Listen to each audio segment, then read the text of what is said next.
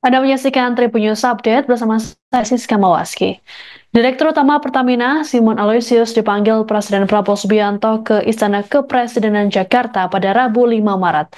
Kedatangan Simon untuk menghadap Prabowo ini terjadi di tengah penyelidikan kasus korupsi Pertamina oleh Kejagung. Adapun Simon tampak keluar dari istana sekitar pukul 16.45 waktu Indonesia Barat. Namun, Simon tak banyak bicara mengenai pembahasannya bersama Prabowo di istana. Simon hanya mengatakan bahwa dirinya dan Prabowo membahas hal-hal umum, termasuk mengenai persiapan mudik Lebaran 2025. Saat ditanya wartawan mengenai pembahasan kasus korupsi Pertamina yang kini masih bergulir di Kejagung, Simon enggan menjawabnya. Simon pun tampak terburu-buru pulang lantaran harus menjalani ibadah di gereja katedral. Sebagaimana diketahui, Kejagung baru-baru ini mengungkap perkara korupsi tata kelola minyak mentah dan produk kilang di PT Pertamina Persero Subholding dan kontraktor-kontrak kerjasama atau K3S tahun 2018-2023. Kasus korupsi ini menyeret sejumlah petinggi Subholding Pertamina, termasuk Direktur Utama PT Pertamina Patraniaga Rifa Siahaan. Dalam kasus ini, Kejagung menetapkan 9 orang tersangka.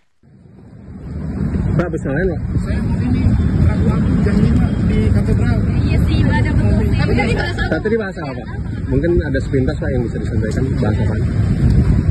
Bahas umum aja. Apa?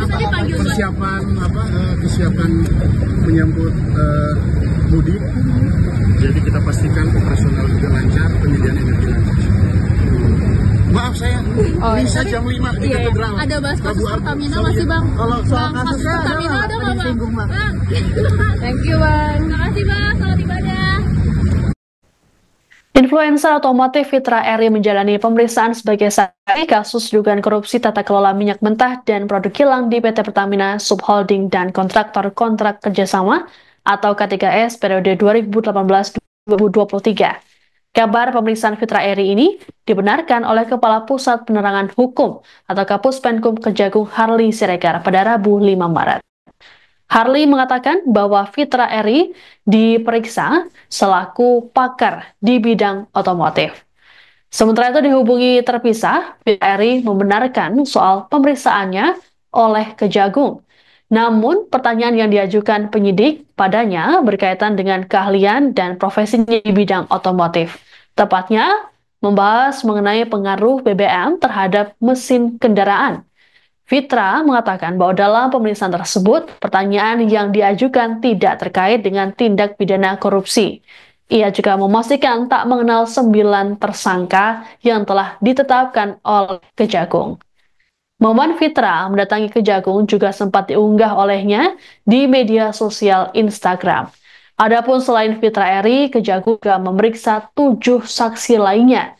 3 diantaranya merupakan pejabat dari Direktorat Jenderal Minyak dan Gas atau Ditjen Migas Kementerian ESDM berinisial MP, ARH, dan CMS. Sedangkan 4 saksi lainnya adalah DM yang merupakan pejabat SKK Migas, AA pejabat PT Pertamina Persero, ESJ selaku pejabat PT Pertamina Hulu Rokan, dan ES selaku pejabat PT Pertamina Hulu Rokan WK Rokan.